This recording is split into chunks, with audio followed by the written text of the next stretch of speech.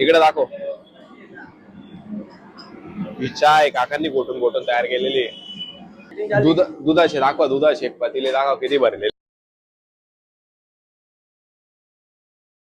पूर्ण म्हणजे अशी जुनी पद्धतनुसार आहे. केटली आहे, चहाची कप अशी आहे आणि दादा आहे आपले. हा भाऊ कोणता चहा आहे? प्युअर चहा आहे का? आणि दूध कोणतं वापरता तुम्ही? खेड म्हशीचं का गाईचं राहतं? सर्व म्हशीचं दूध आहे बघा. एक कमीत कमी 7 ते 8 पतीले भरलेले इथं आत्ताच्या कंडिशनला. आणि मित्रांनो दररोजचा खप एवढा आहे. मित्रांनो आपण आहे ना शेटलाच भेटू. या इकडे जाऊ. शेट कुठे गेले? शेट बाहेर गेले.